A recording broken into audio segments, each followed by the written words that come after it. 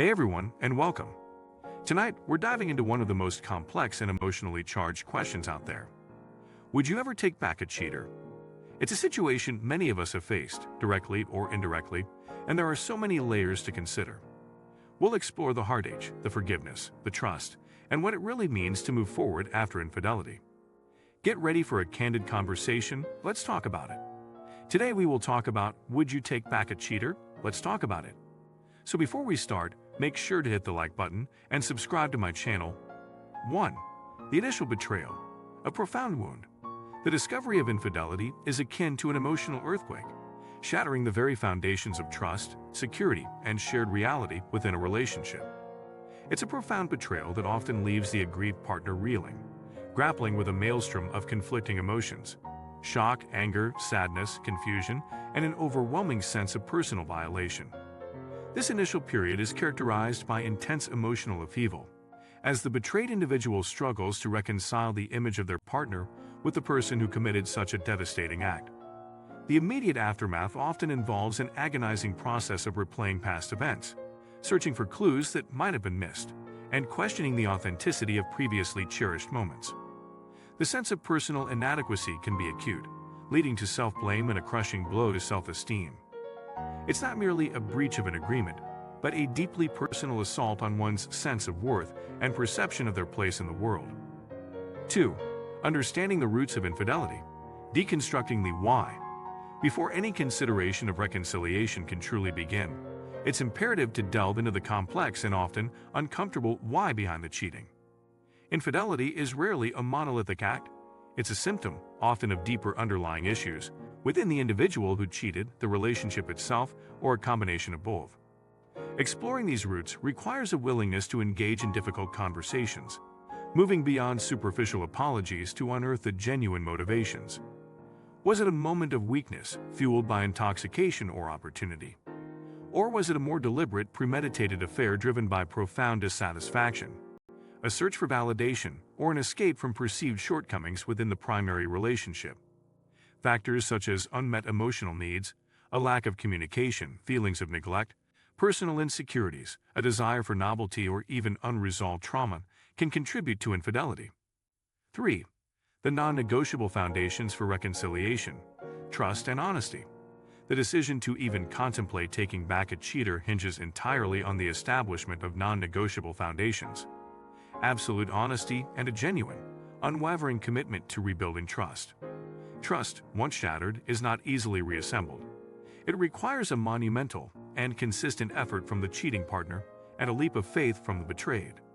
This means complete transparency about the affair, the duration, the nature, the emotional entanglement, and any lies told to conceal it.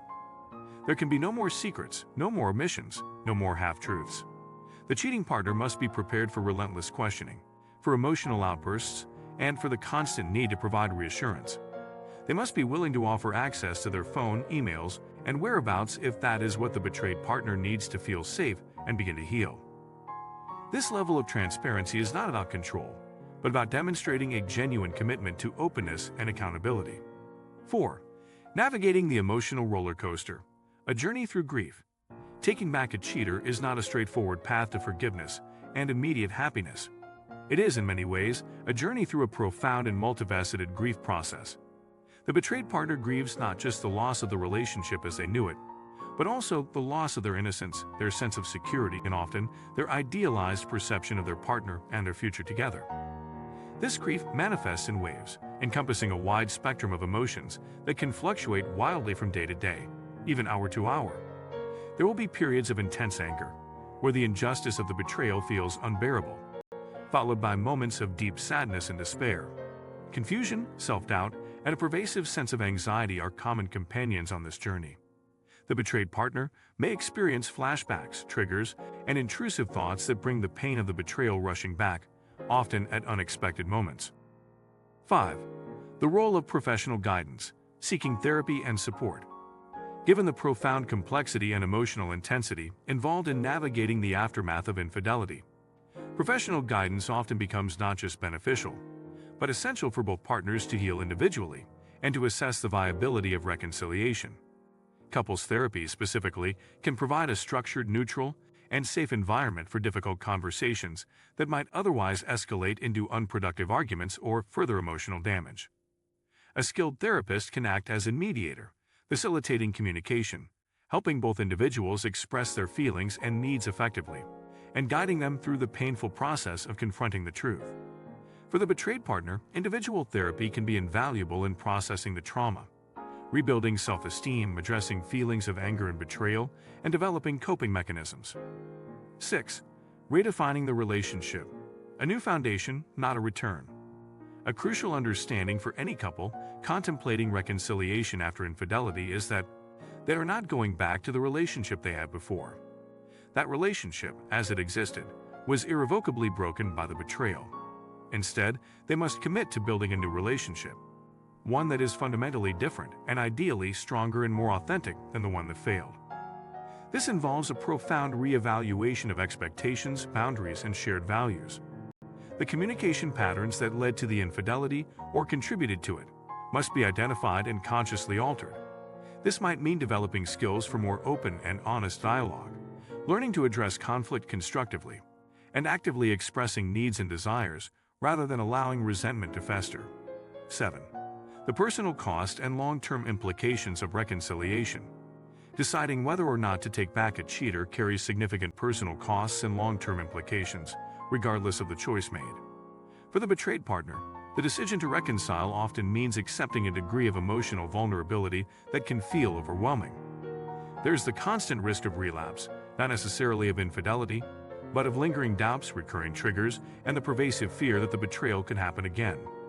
The process of rebuilding trust is exhausting, requiring immense patience, emotional labor, and a willingness to confront painful memories repeatedly. Even if the relationship survives, the scar of infidelity will likely remain, shaping future interactions and potentially impacting the betrayed partner's ability to fully relax and feel secure.